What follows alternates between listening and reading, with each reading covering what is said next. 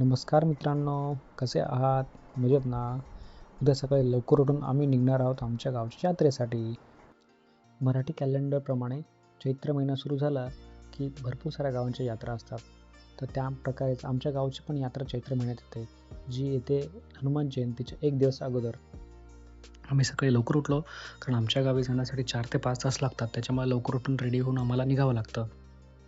अन्वीची झोप झालेली नाही आहे, कारण आम्ही तर उठून रेडी होतोय, बट अन्वी अजून उठलेली नाही आहे. तिला आपण उठवलं आणि त्याची पण तयारी करायला घेतली.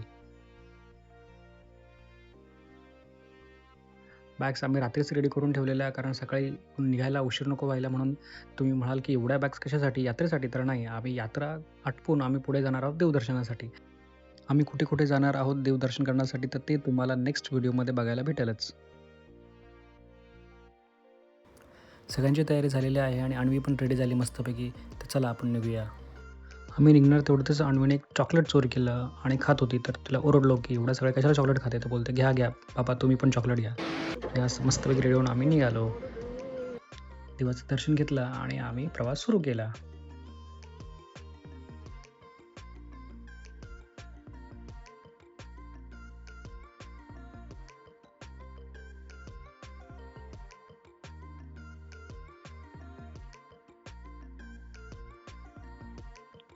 आमच्या गावी म्हणजेच अहिल्यानगर जिल्ह्यामध्ये जर कोणाला जायचं असेल तर त्यासाठी नॉर्मली 3 रोड्स आहेत. एक तर नाशिक रोडने पण जाऊ शकता तुम्ही, पुण्या साईडने पण जाऊ शकता आणि सगळ्यात सोपा म्हणजे कल्याण नगर हायवे जो आहे एकदम स्ट्रेट, जो जातो माळशेज घाटामार्गे. त्या रोडने पण जाऊ शकता. तो सगळ्यात शॉर्टकट आहे तुम्हाला. तर आम्ही नेहमी त्याच रोडने जातो. तर तुम्ही बघू शकता पुढे सह्याद्रीच्या ज्या रांगा आहेत, ज्या तुम्ही बघू शकता, खूप सुंदर डोंगर रांगा आहेत त्या. जेव्हा पण आम्ही गावी जातो तेव्हा आम्हाला नेहमीच आकर्षण असतं या डोंगर रांगा बघण्याचा. आम्ही सकाळी लवकर निघालो, त्याच्यामुळे तुम्ही बघू शकता की बाहेरचं वातावरण खूप छान आहे. थोडीशी धुक्याची चादर पसरलेली आहे घाटामध्ये. तुम्ही बघू शकता वातावरणामध्ये थोडासा थंडावा आहे. त्याच्यामुळे जे ॲटमॉस्फिअर आहे, जे वातावरण आहे, खूप छान वाटतं. तुम्ही जो आता घाट बघताय तो आहे माळशेज घाट. तर पावसाळ्यामध्ये माळशेज घाटामध्ये खूप सारी गर्दी होते. इथे आहे छोटंसं श्री महादेव मंदिर, हर हर महादेव. घाटामध्ये खूप सारे माकडं आहेत, त्याच्यामुळे भरपूर लोकं गाड्या थांबवून माकडांना काही ना काही खायला देतात. मग आम्हाला लागला हा छोटासा बोगदा. बोगदा क्रॉस करून आम्ही विचार केला की चला थोडंसं फ्रेश होण्यासाठी आपण थांबूया.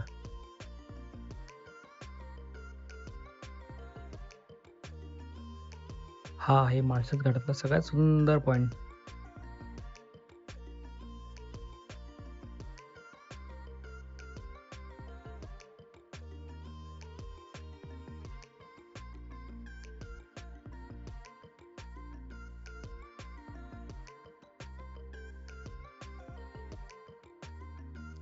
अन्वीला बसून बसून खूप कंटाळा आलेला. मग काय अन्वी पण बोलली, चला मला पण पाय मोकळे करायचेत.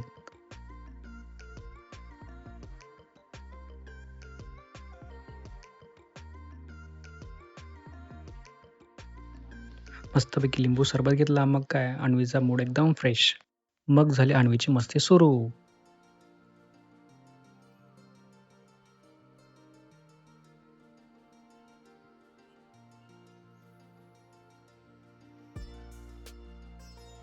आम्ही घेतला मग छोटासा ब्रेक CNG भरण्यासाठी. CNG भरला आणि आम्ही निघालो पुढच्या प्रवासाला. आता आम्ही पोहोचलोय आमच्या गावी.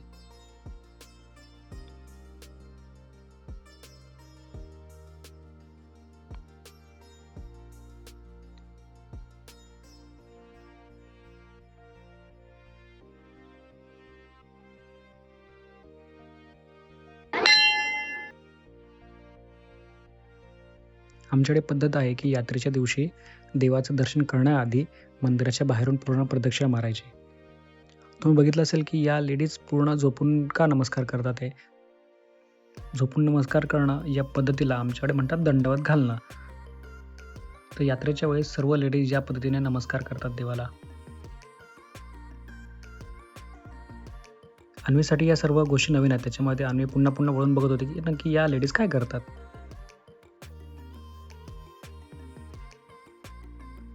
हा आहे मंदिराचा कळस.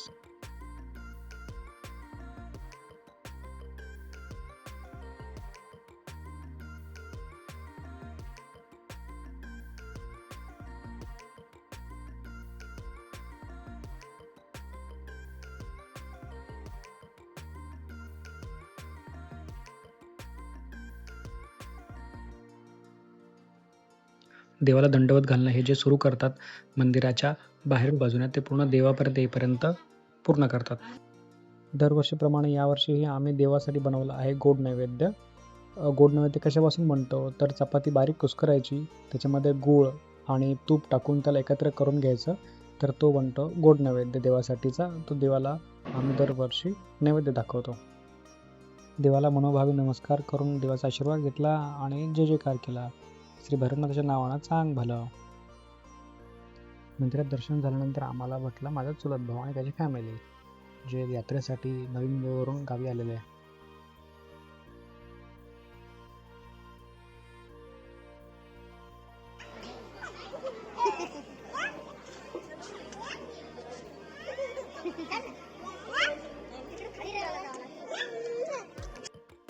त्यानंतर आम्ही केलं छोटंसं फोटोशूट. मेन मंदिराला लागून अजून 2 मंदिरं आहेत. तर तिथे आहे श्री हनुमंताचं आणि श्री विठ्ठल रुक्मिणीचं, दोघांचं दर्शन घेतलं आणि आम्ही निघालो यात्रा फिरायला. दरवर्षीप्रमाणे काठी नाचवण्याचं जी काही परंपरा आहे आमच्या गावामध्ये, ती यावर्षी मोठ्या उत्साहात पार पडली.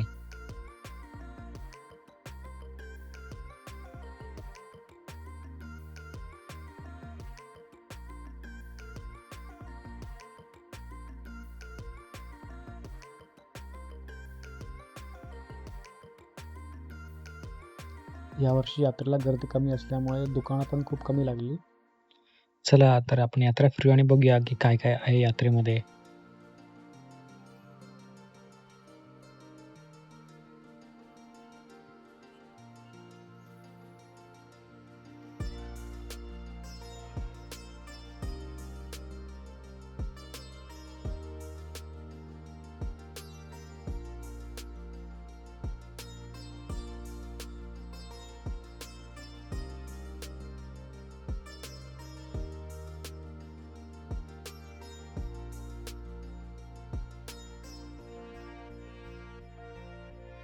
यात्रा म्हटली की सगळ्यात जास्त मजा असते ती लहान मुलांची. तर अन्वीला एक छोटासा फोन घेऊन दिला मी, की जो बोलणारा फोन असतो तो. बट काय अन्वीला माहीतच नाही ते बोलणारा फोन. तिने काय घेतला, घेतला फोन आणि टाकला तोडून. फोन तुटल्यावर अन्वी त्याला जोडायचा प्रयत्न करत होती. बट फोन तर तुटला. आता जोडणार कसं? कारण आम्हाला तोडता येतं, जोडता तर अजून येत नाही.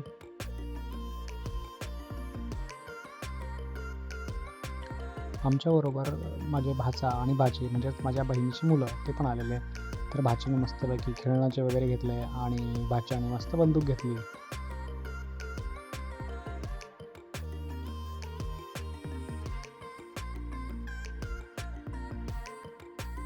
यात्रेमध्ये अचानक एक गाईचं वासरू आलं. तर अन्वीला तर प्राणी खूप आवडतात. मग काय अन्वीने पण मस्त त्याच्याबरोबर खेळण्याचा आनंद घेतला.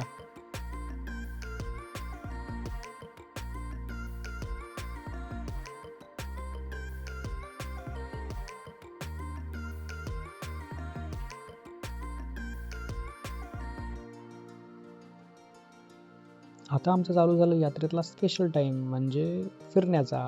मग काय हे बघितलं, ते बघितलं का ते उचल, हे उचल, याला हात लाव, त्याला हात लाव, हे खेळणं उचल. हा आमचा कार्यक्रम चालू झाला.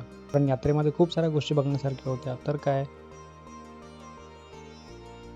जे आवडेल ते उचल, जे आवडेल ते घेऊन पळायचं, हेच काम फक्त अन्वीचं. यात्रेमध्ये फिरून थकल्यामुळे अन्वीने आपली तहान भागवली आणि पुन्हा चालू झाली तिची मस्ती. यात्रा संपून आम्ही पुढे आलो आमच्या गावातल्या घराजवळ. घराजवळ श्री महादेवांचं मंदिर आहे, जिथे आम्ही नेहमी जेव्हा आपण गावाला येतो तेव्हा मंदिरामध्ये येतो आणि देवाचं दर्शन घेतो. तिथे आम्ही आलो. तर अन्वीची बघा मस्ती कशी चालू आहे.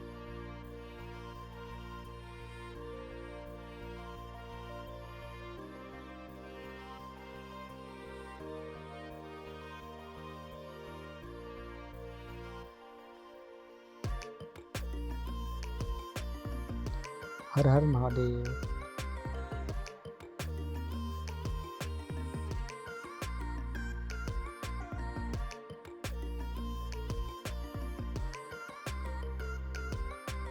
आमच्या गावची यात्रा आठवून आम्ही निघालो पुढे म्हणजे बायकोच्या घरी जायला.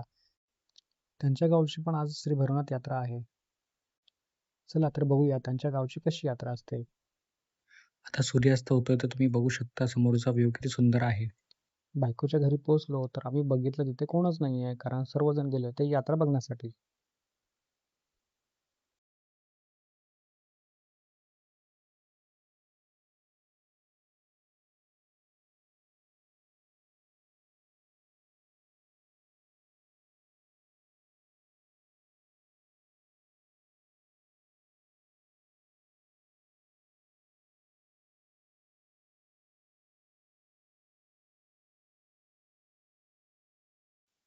ही आहे रुपालीचं गाव, पिंपळगाव तुर्क या गावाची श्री काल भैरवनाथांची यात्रा.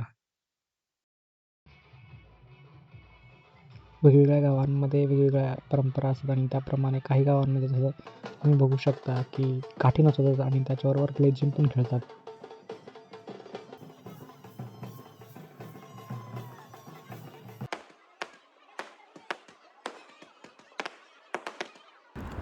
यावेळेस यात्रेतला एक्सपिरियन्स छान होता. मस्त मजा आली. अन्वीने पण एन्जॉय केला. तुम्हाला यात्रा व्लॉग कसा वाटला तर कमेंट करून नक्की सांगा. व्हिडिओला लाईक करा, शेअर करा, चॅनलला सबस्क्राईब करून बेल आयकॉन दाबायला विसरू नका. चला भेटूया पुढच्या व्हिडिओमध्ये. तोपर्यंत मजा करा, मस्ती करा आणि नेहमी हसत राहा. चला, बाय बाय.